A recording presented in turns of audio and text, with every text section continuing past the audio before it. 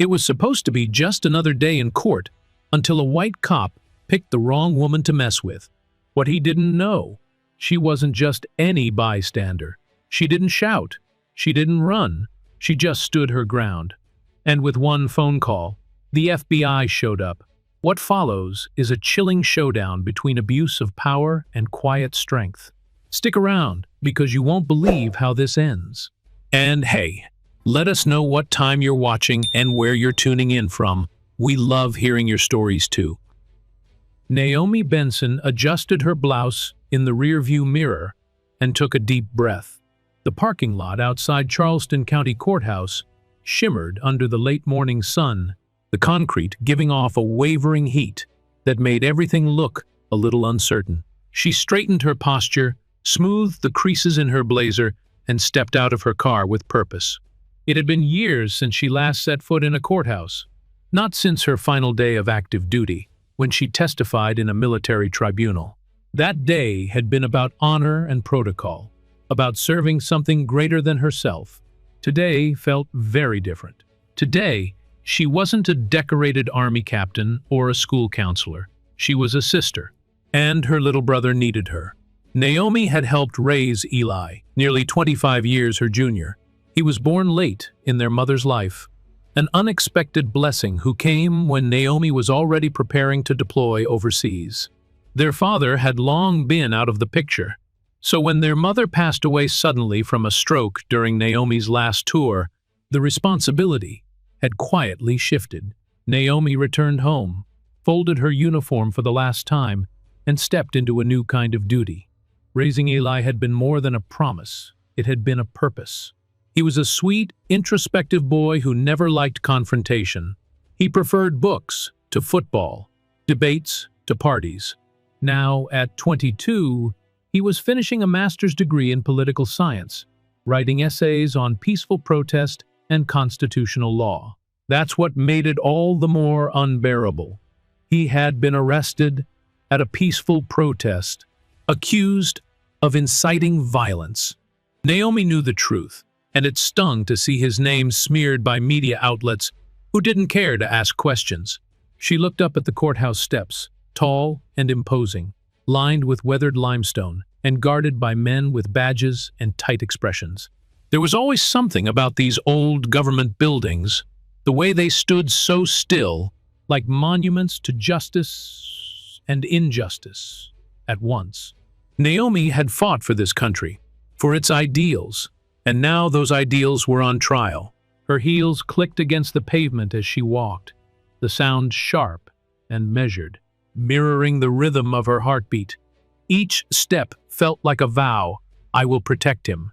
I will get him out. I will not let them break him. Eli's arrest had shaken her in a way she hadn't expected. She was no stranger to systems of power, to how rules could be bent, misapplied, or outright ignored. She had seen it in war zones, in military bureaucracy, in school administration offices where the lives of students could be redirected over a misunderstanding. But this felt personal. The moment she saw his name in that headline local student, among 8 arrested in protest riot, she felt a fury rise inside her that hadn't burned this hot in years. The police claimed he had been part of a group that broke windows at a municipal building. But Naomi had already seen the video 3 separate angles from cell phones posted online. Eli hadn't been near the violence. He had been holding a sign that read, "We deserve better." That's it. No shouting, no throwing, just standing with others, silently. That's what he was arrested for. Her phone buzzed as she reached the base of the steps. A text from Eli, "They're moving me in soon. Courtroom 3B, love you." She paused and pressed her lips together to stop them from trembling. It was a simple message, but the weight behind it was heavy. She hadn't heard his voice since the night he was taken in. He'd sounded calm on the phone, trying to reassure her, but she could hear the tension in his throat. He was scared. And though he hadn't said the words, Naomi could feel it. He was relying on her to be the rock. She always had been. At 48, Naomi wore her years well. A short afro framed her face, flecked with silver at the temples. A quiet badge of wisdom, earned the hard way. Her olive blazer and navy slacks were pressed, crisp, deliberate. The military might have been behind her, but its discipline stayed in her bones. She didn't rattle easily. But that didn't mean she couldn't be pushed. The sidewalk up to the courthouse was lined with benches, some occupied by families, others by nervous defendants and their loved ones. Naomi noticed an older black couple holding hands, heads bowed, a woman in a suit reading documents, a teen boy bouncing his knee, eyes wide. Everyone had a story here.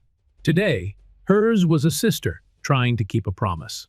She thought back to Eli as a kid, running down the hallway with socks on hardwood, laughing with that carefree spirit only children seem to have.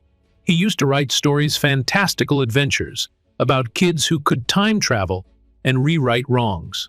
Naomi kept one of them in a drawer at home, worn at the edges, the ink smudged. It was his gift, his belief that the world could be better, that people could be better. The idea that the same system meant to protect him could see him as a threat. It was a truth. Naomi never wanted him to learn this way.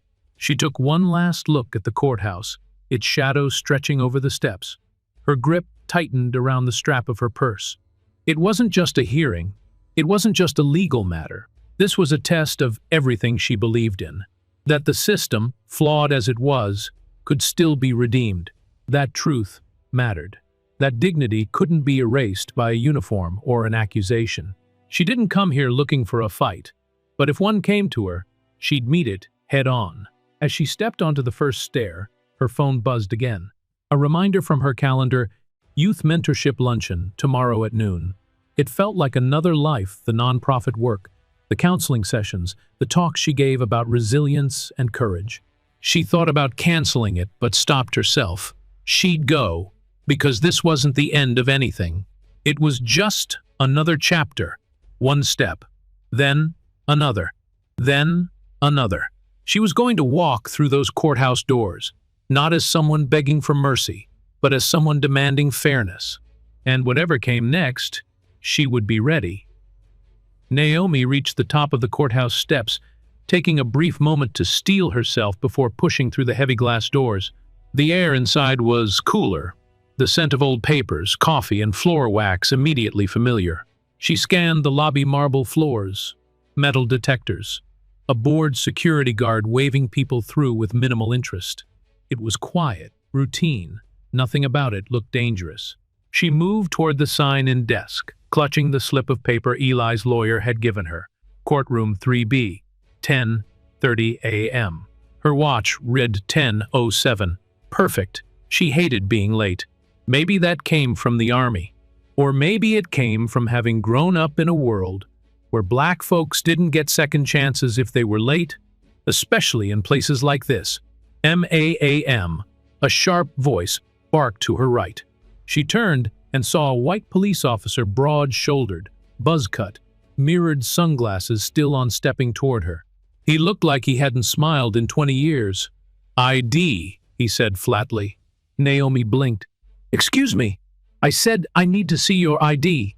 Right now." She glanced around. Others were walking past him, white men in suits. A mother with 2 small children. Even a scruffy-looking man with tattoos covering his neck. None of them had been stopped. None were asked for ID. She reached slowly into her bag. "Why do you need my ID? I'm just going to a hearing." "Because I said so," the officer growled. "This is a secure building." She handed over her license without another word. He studied it too long, then looked up at her. "Naomi Benson," he read aloud, slowly, as if testing how her name felt on his tongue. "Charleston resident. Born in Memphis. You military or something?" "I was," she answered. "Retired captain." He smirked, handing the ID back. "Well, thank you for your service. Make sure you don't go wandering where you're not supposed to. Folks in uniforms don't like surprises." Naomi stared at him. The words sounded friendly enough, but the tone underneath was sour, bitter. A threat wrapped in Southern politeness. "Have a good day, officer." She glanced at his badge, Malloy. He tilted his chin, eyes narrowing slightly behind those mirrored shades. "You too, Miss Benson." She stepped away, heart beating a little faster now. She'd dealt with men like him before. The kind who used their badge as a shield for their insecurities. The kind who liked to remind you they were in charge, even when they had no reason to be. As she made her way toward the elevators, she felt eyes following her. She glanced back, sure enough. Malloy was still watching, arms folded, just standing there like a statue with a gun. The ride up was silent.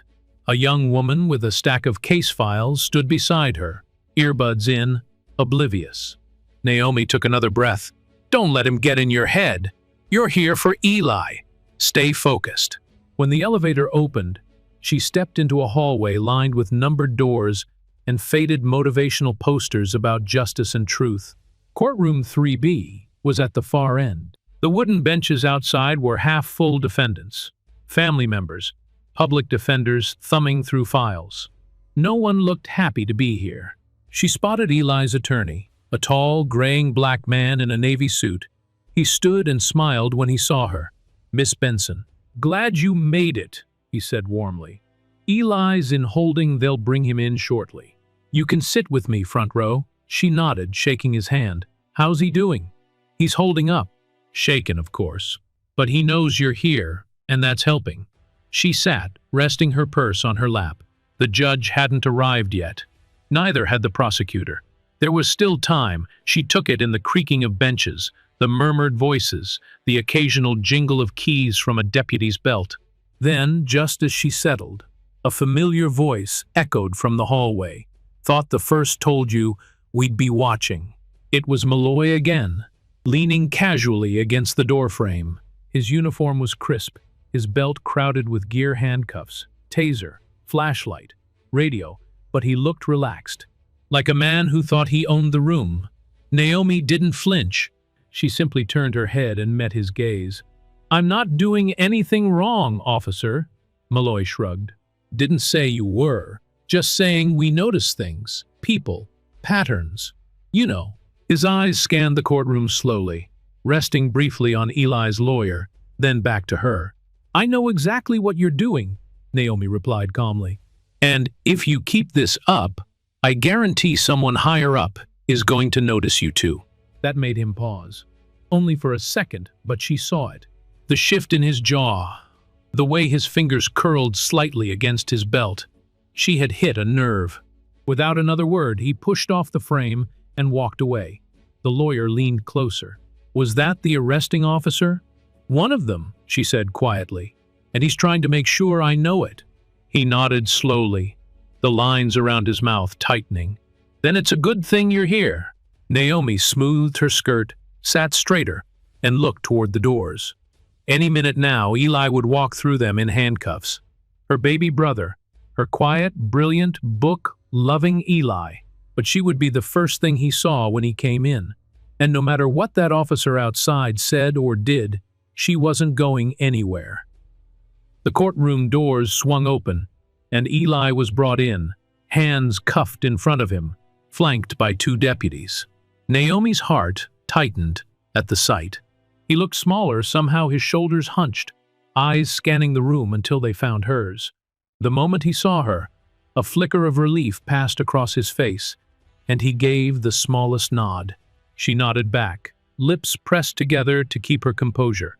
He was wearing the same clothes she'd dropped off at the jail 2 days earlier, a collared shirt and khakis, wrinkled now from sitting in a holding cell.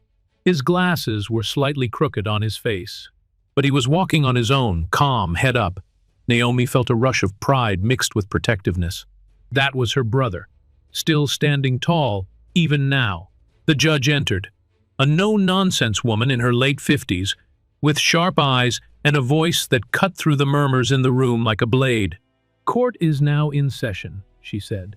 This is a preliminary hearing in the matter of Eli Benson. As the prosecutor began to speak, Naomi watched Eli closely. He kept his eyes forward, listening carefully, occasionally glancing toward his lawyer. The charges were read aloud, inciting a riot, resisting arrest. Naomi almost scoffed. Resisting?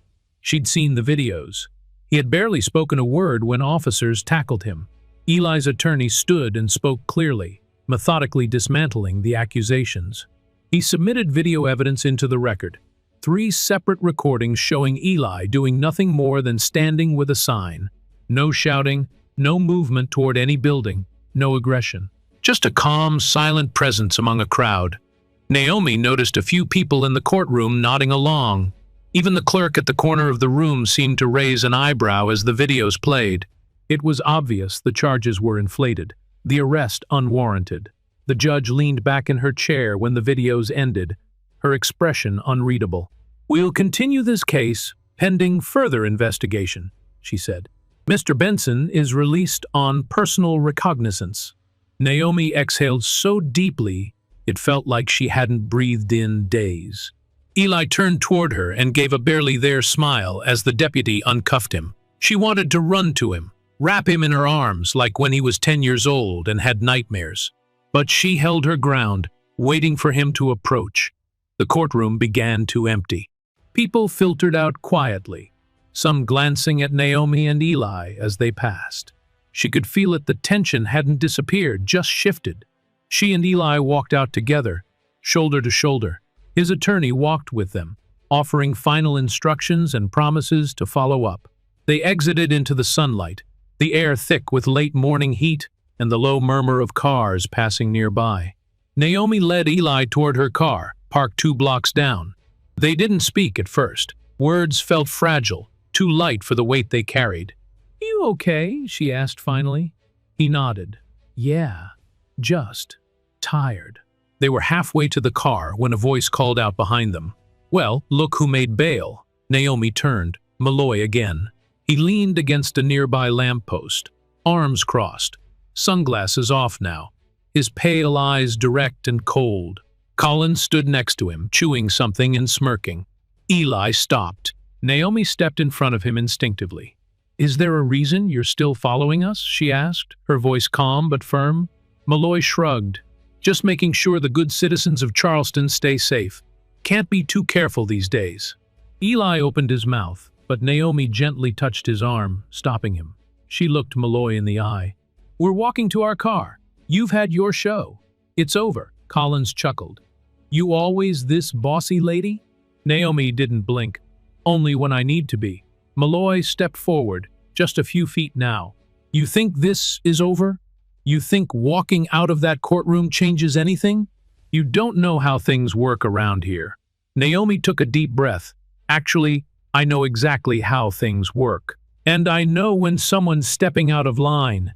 She reached into her purse and pulled out her phone, not to record, not to call, just to let them see she could. The message was clear: "I see you. I'm not afraid. And I'm not alone." For a moment, no one moved.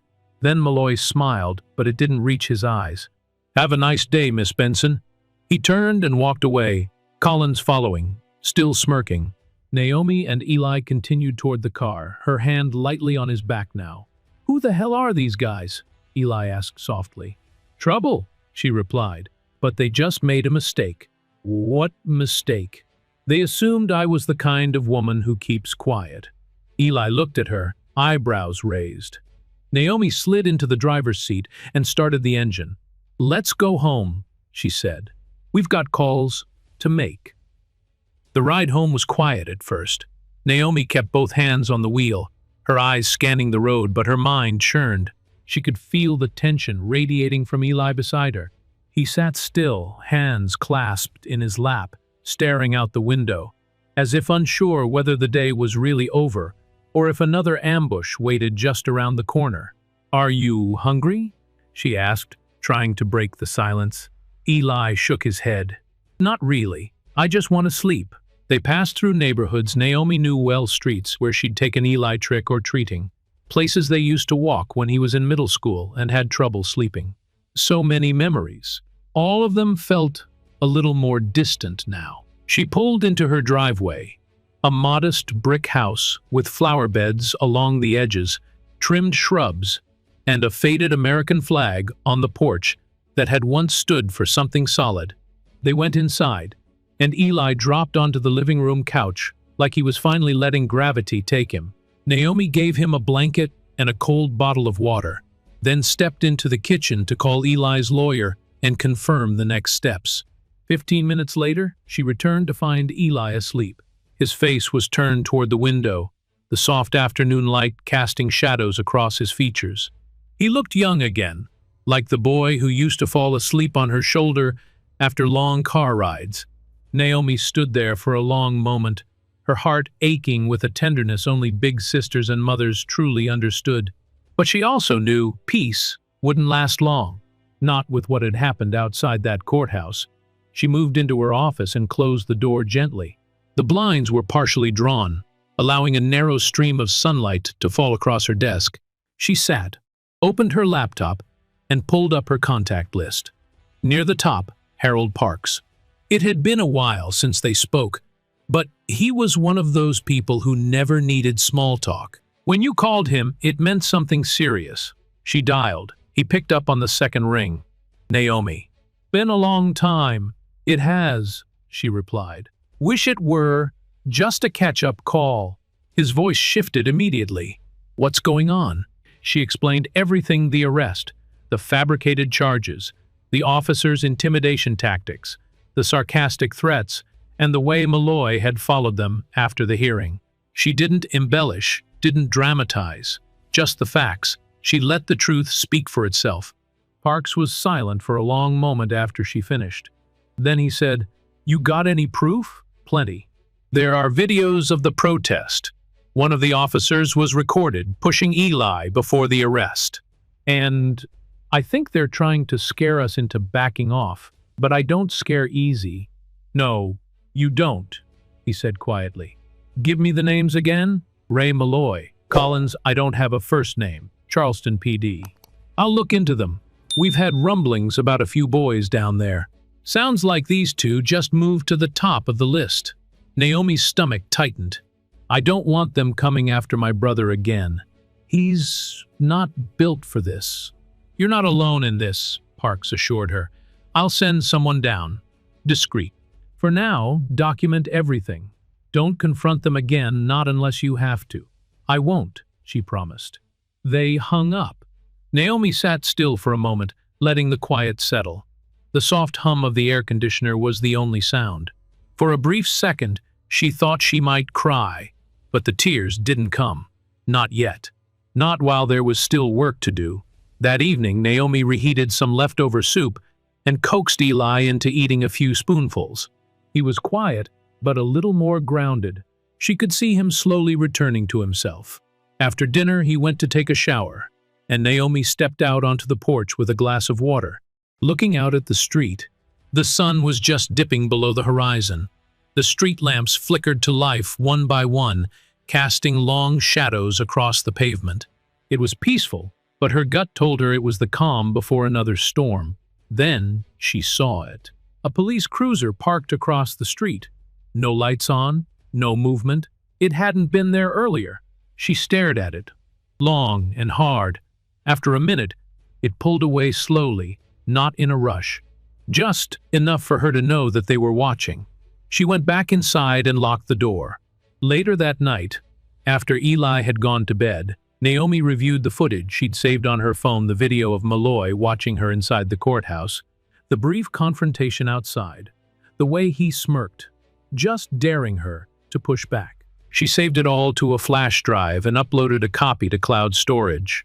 Then she wrote out everything she remembered, every detail, every word spoken in a document labeled Malloy Report 1. Her fingers moved quickly across the keys. She had written field reports under gunfire. This wasn't any different, except this time, the war was at home. The next morning, Naomi woke up early, her mind already racing before her feet hit the floor. The sun hadn't fully risen, but the weight of what needed to be done was already pressing against her chest. She moved quietly through the house, careful not to wake Eli, and poured herself a cup of black coffee. She sat at the kitchen table, phone in hand, reviewing her notes from the night before. Everything she could remember from the courthouse incident had been written down. Every word, every movement, the exact moment Malloy crossed the line from officer to predator. It was all there. She scrolled to her contact list again. Harold Parks. She hadn't wanted to call twice in less than 24 hours, but this wasn't a courtesy call anymore. Something had shifted. The cruiser that sat across the street last night wasn't a coincidence. She knew intimidation when she saw it. And that was exactly what this was: quiet, deliberate intimidation. Naomi stepped into her office and shut the door behind her. Her heart thudded as she tapped the contact. "One ring, two," he answered. "Morning," Park said, his voice already alert. "They were outside my house last night," she said. "Unmarked car. Just sitting there." He paused for a second. "License plate? No plate visible from my side. But I've seen enough patrol cars in my life to know one when I see it. They didn't stay long, just long enough for me to notice." "You have a gun in the house?" "I'm retired Army, Harold." "Of course I do. But I'd rather not have to use it on a fellow American." "Let's hope you don't have to. I've moved your file to priority. We're sending a civil rights team down today. I can't guarantee arrests, but we're watching now. You're not alone." Naomi nodded to herself, both relieved and wary. "Do I need to go public with this?" "Not yet. If we can collect enough evidence and establish a pattern, we'll get them through the right channels. If it turns messy, then we'll talk press." She hung up and sat back in her chair. She knew how these things worked: slow, procedural, often frustrating. But she also knew the power of good documentation, the kind that built strong cases and couldn't be ignored. Later that morning, she briefed Eli over breakfast. He looked more rested, though the bags under his eyes betrayed a night of restless sleep. Naomi told him about the cruiser. She didn't want to scare him, but she also didn't want to lie. "They're trying to scare us?" he asked, setting his spoon down mid-bite. "Yeah, but they picked the wrong woman this time," she said. "I called someone who knows how to handle men like Malloy." Eli leaned back in his chair, still processing. "FBI?" She nodded. "Harold Parks. We served together in Afghanistan. He's with the Civil Rights Division now. He's sending a team." He gave a small, bitter laugh. "That's wild. It takes federal agents to keep us safe from local police." Naomi didn't respond right away. Instead, she reached across the table and placed a hand over his. "You're not alone. I've got you. And now they'll know that." That afternoon, she got another call, this time from Agent Marisol Vega, one of the agents Parks had dispatched. Her voice was calm, precise, and full of quiet confidence. "Miss Benson, I'm leading the field team on your case. We'll be arriving in Charleston by this evening. If possible, I'd like to meet with you and your brother tomorrow morning." Naomi agreed immediately. She gave her address and suggested a nearby cafe where they could meet in public but still speak privately. Marisol agreed. "We'll be discreet. Thank you for cooperating." After the call ended, Naomi sat in silence for a moment, absorbing it. The wheels were turning. This wasn't just about Eli anymore. It was about something much bigger. A pattern, a power structure that needed to be exposed. She went to her bookshelf and pulled down a small, locked metal box. Inside were mementos from her service: a medal, a folded flag, some old photos, and her backup phone. She hadn't used it in over a year, but she powered it on and synced it with the flash drive she'd used to back up her files. If anything happened, she wanted copies stored in multiple places. Her training had taught her that. Assume nothing is safe. Prepare for the worst, always. As the sun began to dip below the horizon, Naomi stepped out onto the porch again. No cruiser this time. No movement on the street. Just the soft hum of crickets and the flicker of porch lights up and down the block. But she stayed alert. She couldn't afford to let her guard down, not yet. Inside, Eli sat on the couch reading, a blanket draped over his legs. He looked up as she came in. "Think they'll actually do something?" he asked. "I do," she said, "but we have to help them. Tell the truth, stay steady, and stay loud when we need to."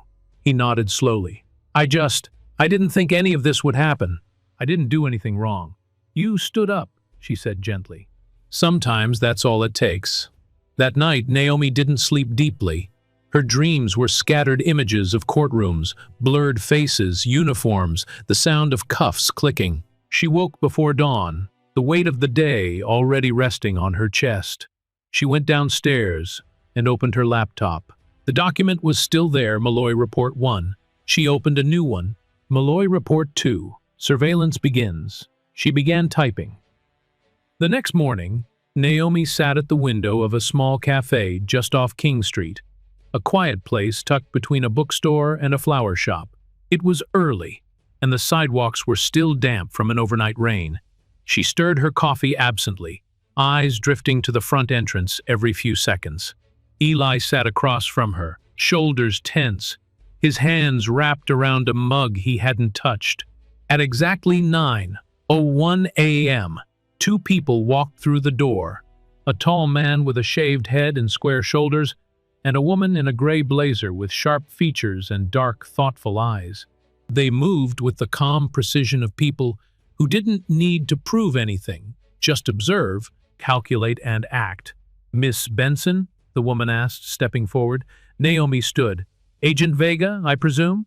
"Yes," she nodded, shaking Naomi's hand. "And this is Agent Thomas Moore. We appreciate you meeting with us."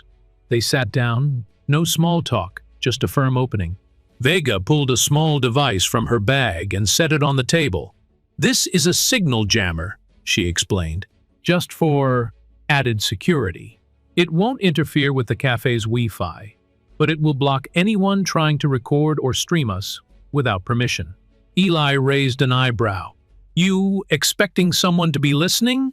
Vega didn't blink. "We always assume someone is." Naomi appreciated the bluntness. No pretense, no fluff. Agent Moore opened a leather-bound folder and laid out a few documents, screenshots, maps, and incident summaries. "We've received multiple complaints from Charleston and neighboring towns about a pattern of racial profiling, unlawful searches, and use of intimidation tactics by a handful of officers," Vega explained. "Malloy and Collins appear in at least 4 separate accounts over the past 18 months. None of the complaints resulted in internal discipline. Let me guess," Naomi said. "Body cams were conveniently off? In 2 cases, yes. In others, the footage was either lost or incomplete. One civilian's phone mysteriously stopped recording mid-stop and restarted after the incident ended. The pattern is subtle but consistent." Eli leaned in, surprised. "So they've done this before?" Moore nodded. "But you're the first to bring documentation, video, witness credibility, and a direct line to federal oversight. That changes things." Naomi took a deep breath. "So what happens next?" "We build a case," Vega said. "We don't just want to remove 2 bad officers. We want to prove a system of misconduct, something that can lead to broader reform. For that, we need more than one incident." Naomi reached into her bag and pulled out the flash drive she'd prepared.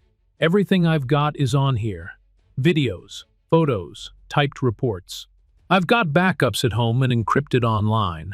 Moore accepted it, carefully tucking it into a secure pouch. Vega glanced around the cafe, her eyes sweeping the room. "We'll begin interviews with other complainants, quietly. But I'll be honest, Malloy and Collins likely have protection inside the department. That's how this kind of behavior survives." "Then, how do you get past that?" Eli asked. "We don't go through them. We go above." The next hour passed quickly, filled with questions, detailed, respectful, but thorough. Naomi described everything again, from her arrival at the courthouse to the stare down outside. She provided timestamps, facial expressions, tone of voice. She told them about the cruiser parked outside her house, the smirks, the threats without teeth. Eli filled in what he could, describing the protest, the arrest, and the officer's demeanor. By the time the meeting ended, Naomi felt lighter. Not because things were fixed, but because now someone was listening who had the power to act. "We'll keep you informed," Vega said, rising from her chair. "Don't engage with them directly. If they approach again, document and report. We'll be close." Naomi and Eli watched the agents leave, their figures disappearing down the street like shadows on a mission. Naomi exhaled slowly and looked over at her brother. "You okay?" she asked.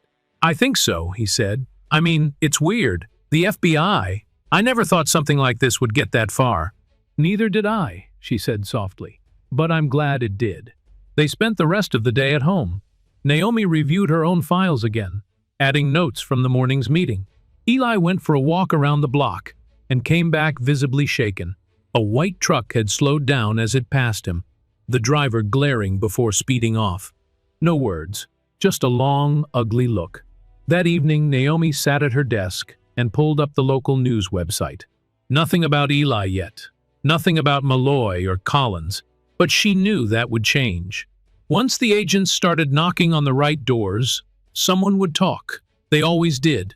Around 10 p.m., her phone buzzed. A text from an unknown number. "Still think you're in control." Naomi stared at the screen, jaw tightening. She knew it was them, or someone connected to them. It was a scare tactic, a digital version of the cruiser in the dark. She took a screenshot and forwarded it directly to Agent Vega. Seconds later, her phone rang. "Did you just send that to me?" Vega asked, voice sharp. "Yes." "Good. Don't respond. We'll trace it. Keep your doors locked tonight. I always do." After hanging up, Naomi double-checked the locks, closed all the blinds, and set her phone on silent. She walked into Eli's room, kissed his forehead while he slept, and returned to her desk. She opened a new document. Malloy Report 3, Direct Threat. She wrote everything down. Every word mattered now. Every detail might help build the wall that would finally stop men like Malloy from hiding behind a badge. And she would keep writing until it was done.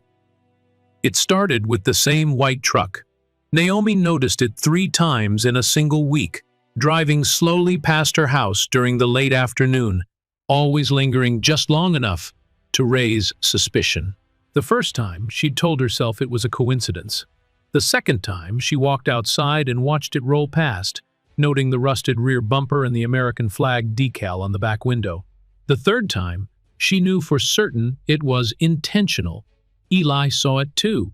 One morning, while jogging around the neighborhood to clear his head, he caught sight of the truck parked 2 blocks away, engine idling.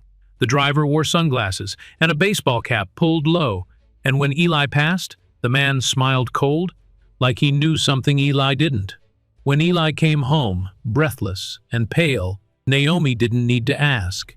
She'd already started documenting the truck, snapping pictures when it showed up, logging the dates and times.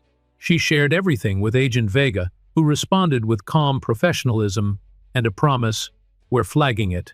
But Naomi could feel it, pressure mounting. Inside the house, the atmosphere had shifted. The tension clung to the walls, followed them from room to room. They started keeping the blinds closed all day. Naomi changed the locks. She taught Eli how to check for tails, how to scan reflections in windows and mirrors. She even set up motion sensor cameras along the front lawn, military-style precautions for a war they hadn't asked for. And still, the phone buzzed. Sometimes it was from blocked numbers. Other times, it was anonymous messages, just enough to rattle, never enough to trace. One read, "You think your files matter? Try filing a complaint in a cemetery." Naomi screenshot it, sent it to Vega, and then added it to her growing archive. Each threat was another brick in the wall she was building against them. Not fear, evidence. By the end of the week, Vega and her team had opened full surveillance on Malloy and Collins. Naomi didn't know the details, she wasn't supposed to, but she could tell by the tone of Vega's texts that something big was unfolding behind the curtain. The real confirmation came on Saturday morning. Naomi was sipping her coffee at the kitchen window when she saw a black SUV pull into the neighbor's driveway. 2 men in casual jackets stepped out, walked down the street, and crossed toward a white bungalow on the corner Malloy's listed address. She didn't wave, didn't smile. She just sat there, quietly watching the FBI step into his world. That evening, Vega called. "We've spoken to 4 other civilians who had nearly identical experiences: racial profiling, unlawful stops, surveillance. One woman said she was followed home for 3 weeks after filing a complaint. Same truck, same driver?" Naomi asked. "We're working on that. No plates in any of the photos, but the timeline matches. We're building the profile." Naomi exhaled, her grip tightening around the phone. "Are you going to arrest him? We're close. But there's more to this. Malloy isn't just a rogue officer, he's part of a network. There's a deputy union rep shielding complaints before they even reach internal affairs. Complaints are misfiled or claimants are threatened into silence." Naomi wasn't surprised, but hearing it said out loud made her stomach turn. "You've become a problem for them," Vega continued. "They're afraid because you're not backing down, and because you know who to call." Naomi looked toward the hallway where Eli was watching a movie. "He doesn't deserve this. He was just trying to stand up for what he believed in." "That's exactly why they targeted him," Vega replied. Later that night, Naomi and Eli sat in the living room, a documentary playing low in the background. Eli had opened his laptop to work on a draft of an op-ed, something his professor had encouraged him to write for a local magazine. He wasn't sure if he'd publish it, but the words were pouring out of him. Rage, confusion, resolve. Writing was how he processed. Always had been. Naomi sat nearby, typing another report. She hadn't stopped. Every night, like clockwork, she documented everything. Who drove by, what was said, any odd noises in the night, any movement near the fence. Her reports were no longer just logs. They were building blocks proof that this wasn't paranoia. This was a pattern. This was systemic. Then, around midnight, Naomi's email pinged. It was Vega. The subject line was short, confidential. "You need to see this." Inside was a PDF. Naomi opened it and scrolled down slowly. It was an internal memo. Someone had leaked it to the feds. It detailed a closed-door meeting from 6 months ago at Charleston PD. Malloy and Collins were in attendance, along with 3 other officers and a senior union representative. The language in the memo was clinical, but the meaning was unmistakable. They were strategizing how to handle protest-related arrests, specifically targeting young black activists. The term preventative deterrence was used more than once. Naomi's chest went cold. This wasn't just a bad officer acting on impulse.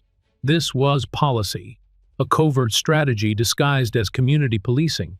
She forwarded the file to a secure drive and sent Vega a quick reply, "What do you need from me next?" A few minutes later, Vega responded, "Stay visible. We want them to think you're just watching. Meanwhile, we're digging under every rock they've got. Be ready. The next move comes soon." Naomi shut her laptop and stared out the window. The neighborhood was quiet, the kind of silence that only seemed peaceful on the surface. Beneath it, something was shifting. Something was cracking. She stood and walked down the hall to check that the front door was locked, then paused at Eli's door. He looked up from his laptop. "You good?" "I am now," she said. "You?" He hesitated. "I don't know. I feel like I'm holding my breath all the time." Naomi stepped inside and sat on the edge of the bed. "That's what they want. They want us afraid. Off balance. Silent." He looked at her, his expression tired but curious. "And you? Are you scared?" She didn't answer right away. Then she smiled faintly. "Of course I am, but fear doesn't stop me. It focuses me." Eli leaned back and let out a deep breath. "Tell me when it's time to fight," he said. Naomi nodded. "I will." Outside, the wind rustled the trees, and in the distance, a siren wailed low and long into the night. The courthouse looked different this time. Naomi noticed it the second they pulled into the parking lot. More people, more patrol cars, and more tension in the air, thick, electric, like the sky before a thunderstorm. Even the trees lining the sidewalk seemed unusually still, as if they were holding their breath. Eli sat in the passenger seat beside her, dressed in a crisp button-up shirt and slacks, more put together than Naomi had seen him in days. But his fingers tapped nervously against his knee, a steady rhythm betraying the nerves beneath his composed face. "You sure you're up for this?" she asked. He nodded. "I'm not hiding." She reached over and gave his knee a light squeeze. Then, "Let's go." They stepped out into the sunlight, and almost immediately, Naomi spotted them. Malloy and Collins were standing by the main entrance, arms crossed, talking with 2 other uniformed officers. Malloy saw her first. His eyes narrowed, then flicked toward Eli. A thin smile stretched across his face, not friendly, not even smug, just a silent reminder that he was still there. Naomi didn't break eye contact. She led Eli forward with quiet resolve, head held high, her purse slung across her shoulder like a badge of intent. Inside, the courthouse buzzed with low murmurs. The usual crowd of defendants and families were scattered among rows of benches, but today, more reporters were present. Naomi saw cameras, microphones, legal bloggers scribbling in notepads. A few familiar faces from the protest community nodded at her when she walked by. The judge's bench sat empty, but already the courtroom felt like a stage, waiting for something more than routine justice. As they approached the front row, Naomi spotted Agent Vega near the side door. Dressed in civilian clothes but unmistakable in her alertness, Vega gave her a barely perceptible nod. Moore was beside her, arms folded, scanning the room. "They're ready," Naomi whispered to Eli. He took a deep breath, nodded. "Me too." The bailiff called the court to order, and within minutes the judge appeared, the room rising in formality and tension. The hearing today was a procedural update on Eli's case. Nothing dramatic was supposed to happen, but everyone present could feel it. Something was coming. Eli's attorney approached the bench, addressing the judge respectfully and concisely. "Your Honor, based on new evidence and eyewitness testimony, we request that all charges against Mr. Benson be dropped. Furthermore, we believe the arrest itself was unlawful." The prosecutor objected. "The arresting officers are currently under federal investigation." The attorney interjected smoothly. A ripple moved through the room. Heads turned. The judge raised her eyebrows but said nothing. Instead, glancing toward the court clerk, who handed her a sealed envelope. She opened it, read silently for a moment, then leaned forward. "I've just received notice from the Point Us Department of Justice," she said, her voice calm but firm. "They've launched a formal investigation into misconduct involving 2 Charleston PD officers directly related to this case." Gasps echoed through the chamber. At the back of the room, Malloy stiffened. Collins leaned forward slightly, as if he hadn't heard correctly.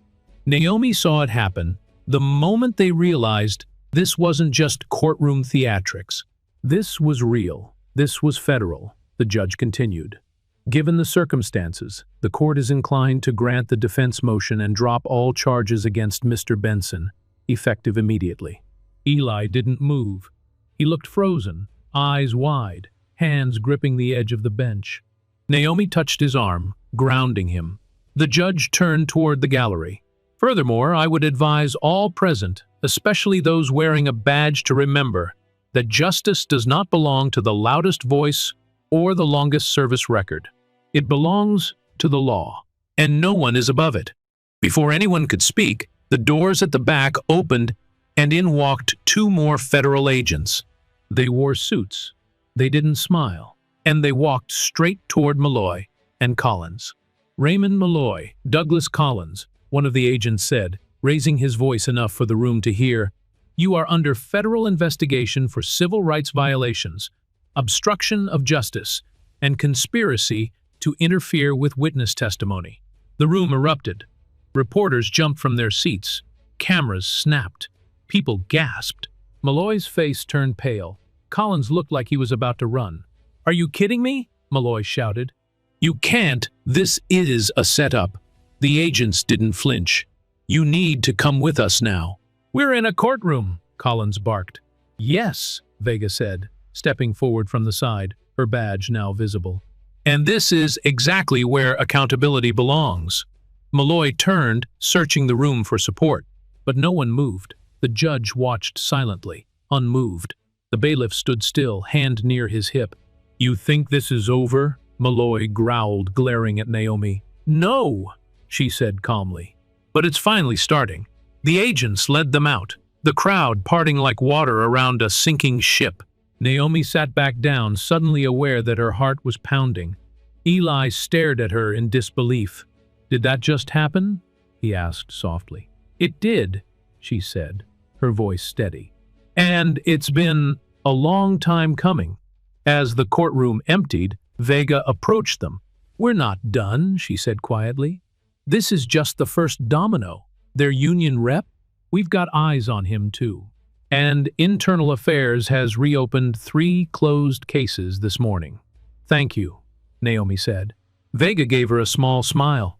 "Don't thank me yet. Stay sharp. They'll lash out before they break." Naomi nodded. "We're ready." Outside, the sunlight was sharp and hot, but Naomi welcomed it. The air felt lighter somehow, cleaner. People were gathered on the steps, discussing what had just happened, pointing at the federal cars parked nearby.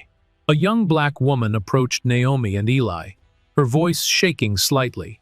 "I just wanted to say, thank you for not backing down." Naomi smiled. "We all have to hold the line. Today was just our turn." As the crowd dispersed, Naomi looked at her brother. For the first time in days, his shoulders weren't slumped. His face had color again. His voice, when he finally spoke, had something new in it, strength. "What do we do now?" he asked. "We go home," she said. "We rest. Then we keep fighting. This isn't just about us anymore." And as they walked down the courthouse steps, past cameras and murmurs and flashbulbs, Naomi didn't feel tired, not in the way she had before. She felt focused, like a soldier again, marching forward with purpose. Behind them, justice had just taken its first real breath. The story broke before sunset. Naomi had barely pulled into the driveway when her phone lit up with notifications. Local news stations, independent blogs, and even a few national outlets had picked up the footage from inside the courtroom, clips of federal agents escorting Malloy and Collins out of the building, the judge's statement, the ripple of shock across the crowd. Someone had filmed it all, and now it was everywhere. By dinner time, Naomi's name was trending locally on social media. So was Eli's. Half the headlines focused on the injustice: Charleston PD officers investigated for civil rights violations. The other half celebrated the confrontation. Black veterans' testimony brings down local police corruption. Eli sat at the dining table, staring at his phone in stunned silence. He wasn't smiling, but there was a shift in his posture, a straightening of the back, a look in his eyes that hadn't been there in weeks. "You okay?" Naomi asked, setting a plate of food down in front of him. He looked up. "I think so. Just overwhelmed." She sat across from him. "That's normal. This is a lot." He nodded slowly, then turned his phone around so she could see the screen. A tweet had gone viral. A photo of Naomi standing in the courtroom, calm and composed while federal agents surrounded Malloy. The caption read, "She didn't yell. She didn't run. She stood her ground." This is what strength looks like. Naomi raised an eyebrow, unimpressed. "They make it sound like I planned it." "You didn't," Eli said. "But you owned it." That night, Naomi gave her first interview, not to a major network, not yet, but to a young black journalist named Deja Green, who ran an online news channel focused on civil rights.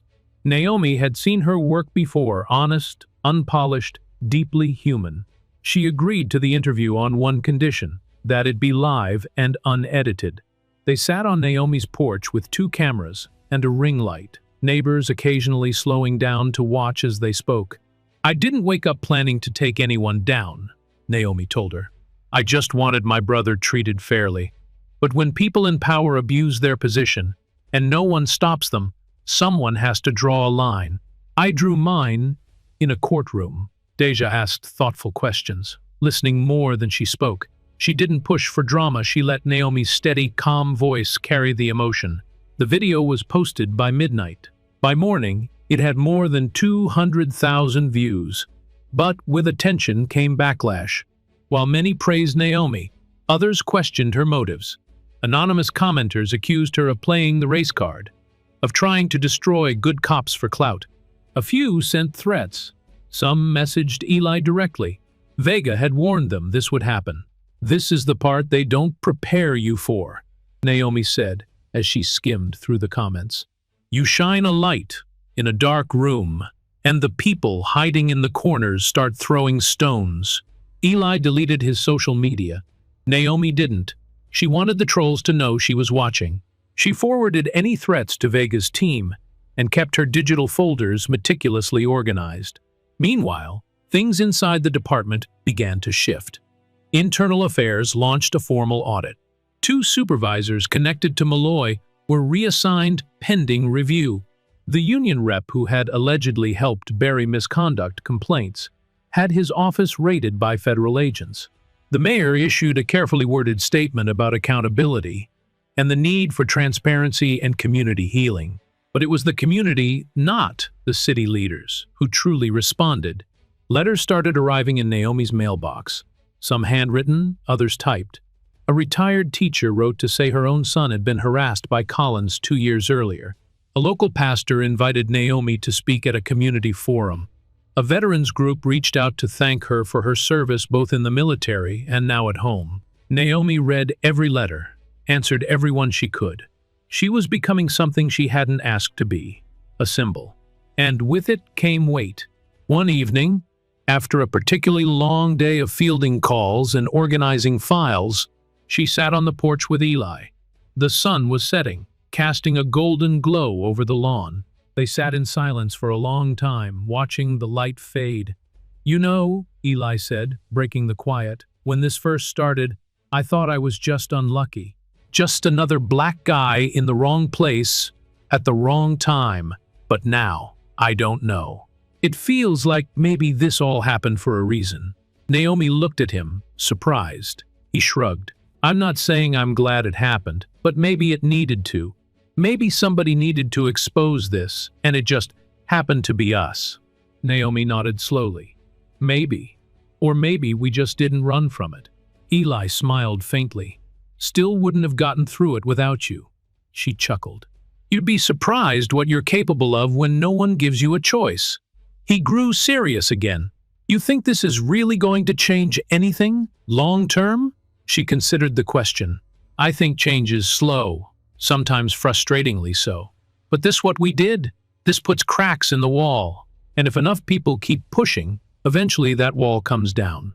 The next morning, Naomi met with Vega and Moore in person for the first time since the arrests. They brought her a formal statement of thanks from the Department of Justice and something else. Moore slid a small black folder across the table. Inside was a list of officers, dates, and complaints going back 5 years. Most had been dismissed or disappeared without explanation. "You built the pattern," Vega said. "We're following it now." Naomi stared at the list. There were names she didn't recognize, stories she hadn't heard. But she would, because this wasn't just about Eli anymore. It was about every person who'd been silenced, every report buried, every voice ignored. She looked up. "Let me know what you need." They left the folder with her and walked out. Naomi sat for a moment, the weight of it pressing into her lap. Then she stood, carried the file to her desk, and opened a new document on her laptop. Malloy Report 4. The wall starts to crack. She began to type. The days that followed moved more slowly. The chaos quieted, but the impact remained. Headlines faded. Reporters chased new stories. But Naomi stayed where she had always been, steadfast, focused, doing the work that mattered long after the cameras left. It had been a week since the federal charges were formally filed. Malloy and Collins were out on bond, stripped of their badges, pending trial. Their mugshots had circulated online, splashed across news segments with no sympathy and no spin. But Naomi didn't find satisfaction in their downfall. What she felt instead was something quieter, deeper accountability. Not vengeance. Just truth, acknowledged at last. She sat at her desk one morning, sorting through a stack of thank you cards. Some were from strangers, others from neighbors she'd never spoken to before all this. People she might have passed in the grocery store or stood behind at the post office. Now writing to say they believed her, that they were grateful, that they felt safer because she'd refused to back down. She read every word. Outside, the wind rustled the trees. Eli was in the backyard, speaking at a live-streamed youth town hall hosted by a local university. Naomi watched through the window, smiling faintly. He stood confidently now. No trace of the quiet, unsure young man she'd brought home from jail. The boy who once doubted whether his voice mattered was now helping others find theirs. He had begun writing again articles, essays, opinion pieces. His first one, The Badge, The Power, and the Silence That Protected Them, had been picked up by a major news site. It was shared across classrooms and community centers. Naomi printed a copy and framed it in the hallway. Not because it went viral, but because it was honest. That was the thing about truth. It didn't need to shout to be heard. One afternoon, Naomi returned to the school where she worked as a counselor. The principal welcomed her back with a warm hug and an updated office. Parents had left notes on her desk, some thanking her, others asking her to speak to their children, to teach them how to stand tall in the face of injustice. She agreed. Not because she sought praise, but because she believed in planting seeds that might bloom long after she was gone. That evening, Naomi attended the community forum she'd been invited to weeks earlier. The church hall was packed. People from all over Charleston came to listen, to share, and to ask hard questions. She spoke simply from the heart. No speeches, no grand declarations, just her story. "How did you stay so calm?" someone asked. "I didn't," she answered honestly. "I was angry. I was scared. But I knew if I didn't speak up, they'd keep doing it to someone else." A quiet murmur of agreement moved through the crowd. Afterward, an older man approached her. White, probably in his 70s, with weathered hands and kind eyes. "I was a cop," he said softly. 30 years. What they did, that wasn't the job. That wasn't the oath. Thank you for holding the line." Naomi nodded, her throat suddenly tight. "Thank you for saying that." Later that night, she sat on the porch with Eli, the same spot where so many sleepless nights had started. But tonight, the air was calm. The stars were clear. "You ever think about what would have happened if we didn't push back?" he asked. "All the time," she said. He looked at her, the question unspoken in his eyes. She answered anyway.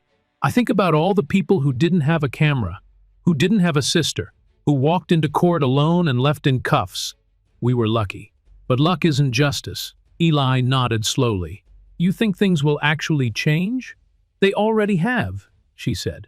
"Not enough, not fast, but enough to matter. And that's a start." A light breeze rolled through the yard, rustling the wind chimes she'd hung near the porch. It sounded like a whisper, soft, steady, constant. Naomi leaned back in her chair, sipping her tea. She wasn't tired anymore. Not because the fight was over, but because she finally knew she wasn't fighting alone. The story of Naomi and Eli is more than just a fight against injustice. It's a powerful reminder that silence is never a safe choice when faced with wrongdoing. For older viewers who have witnessed decades of social change, this story speaks to a deeper truth. Courage doesn't always roar, it often stands quietly, firmly, and refuses to back down. Naomi didn't shout to be heard, she stood her ground, spoke the truth, and protected the people she loved. In life, we sometimes tell ourselves we're too old to make a difference.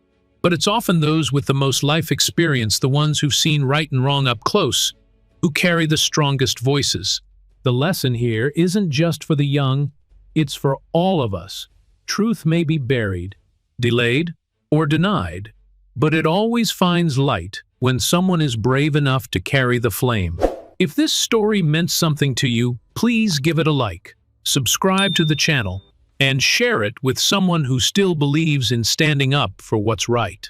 We tell these stories not just to entertain, but to remind each other that you're never too old to make a difference.